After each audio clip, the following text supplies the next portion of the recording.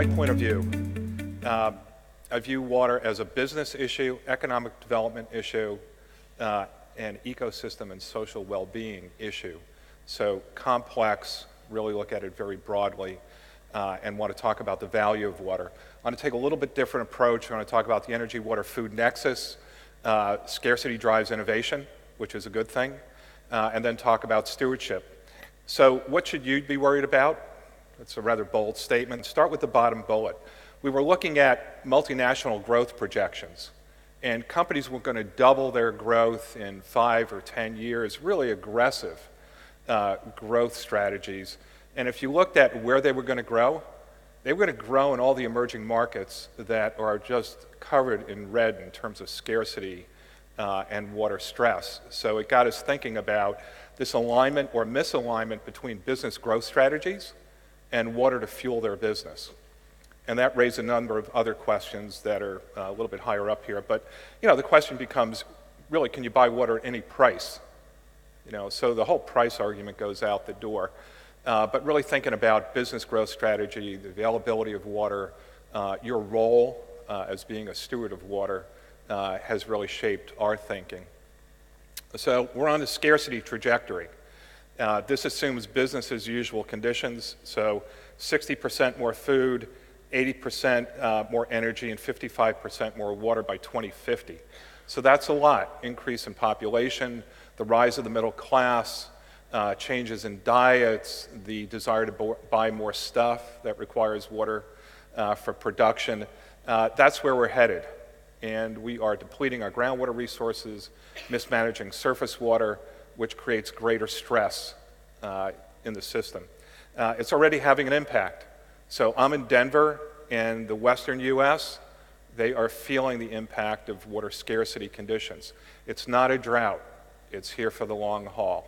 Might be short-term drought, but we're really facing increasing population, increasing economic growth, impacting a scarce resource.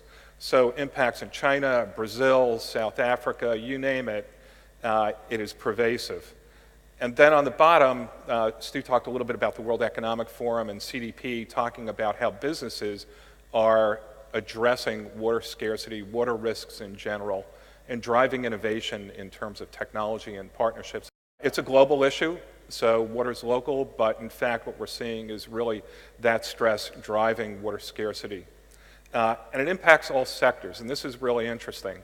We tend to think it's food and beverage, power, oil and gas, ag, but it's really every industry sector. And we're seeing some really interesting water stewardship strategies being developed by companies that don't use a lot of water, but they've decided that they're going to be a steward because it's important to their employees, their customers, their consumers, the communities in which they operate in. So it's a little bit more complex than how much are you using compared to everyone else. Energy, water, and food. You can't go to a sustainability conference these days without a session or people talking about the energy, water, food nexus, which is a good thing. Not enough discussion around innovation and solutions, but at least we're recognizing that these issues don't sit in a silo. It's not a water issue, it's not an energy issue, it's not a food issue. It's interconnected. We're leaving out the ecosystem here, but this gets people to think a little bit different. So we've seen innovation in the water sector, in the energy sector, in the food sector, but if you really look at what's happening to bridge all three, there's some really exciting things happening with respect to, and that's the second image on the bottom, partnerships. So cross-industry collaboration, competitors working together in a pre-competitive space, really exciting partnerships developing to figure out how do we do more with less, or how do we do without, essentially. And the image above it is the Internet of Things, or information communication technologies, to help us make better resource decisions to fuel growth. So what does innovation at the Nexus look like? A few examples here. There is a not-for-profit in San Francisco, Imagine H2O. They're increasingly focused on that energy, the Nexus issue as a way to drive technology innovation. So establishing prize competitions to get people to think about energy, water, and food, and what technologies can address all three. EDF to the right, interesting example of cross-sector, industry sector collaboration between the power sector and agriculture. to ensure that there was enough water for both sectors within watersheds to operate effectively and grow and thrive. PG&E has these co-synergy conservation programs between energy and water, again, creating incentives for consumers to drive conservation. And then water funds are increasingly in the news and popular, and then this is an example of a water fund established by SABMiller in Colombia. So water risk from a business perspective. When we talk about water risk from a business perspective, it is physical, regulatory, and reputational risk. So do I have enough water of the right quantity and quality when and where I need it? First item, regulatory, pretty straightforward. What are the regulations now? What might they be in 10 or 20 years? How do I ensure that I'm in compliance?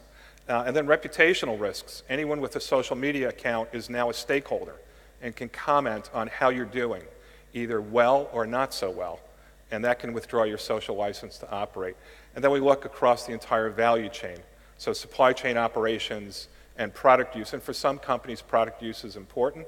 We can roll that up into business value at risk. So think about value to your company and value to your stakeholders as opposed to how much am I paying for water and am I in compliance? Moving from water management to water stewardship, we tend to talk about management, water management. I'm in compliance. I'm driving efficiency. That is really what's happening within my four walls. And it's a very limited view of your relationship with water and how other people, other stakeholders view that. So what we want to move is towards water stewardship to the right, which is a broader view of how water is managed across my supply chain, how water is managed in the communities in which I operate in, and the watershed. A very simple view of water stewardship. There are a number of constructs. This is our simplified view. Dimensions: preservation, conservation, engagement with stakeholders, collective action or aligned action, ensuring that you're moving out from your fence line and engaging stakeholders in how to better manage water and be a steward. And then innovation, technology innovation. So if you think about it in those general terms, you can see it's a fairly complex set of moving parts, but delivers the greatest value.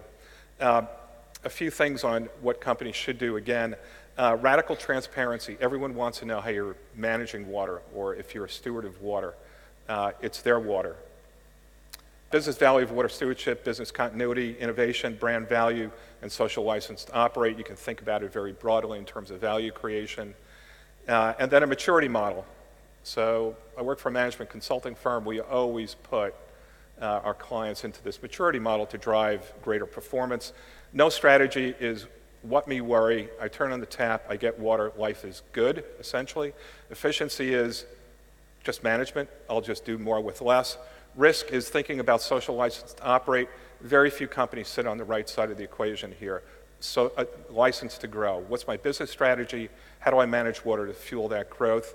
Ecosystem and aligned action. The water ecosystem is complex in terms of people that are engaged on this topic. And you need to think about that landscape and how to work with them through collective action or aligned action programs. And then SDGs, Sustainable Development Goals, number 6. Increasingly, companies are thinking about how do they map their sustainability or corporate social responsibility programs against the SDGs so they are an active player in ensuring that we hit these goals by 2030. And thank you.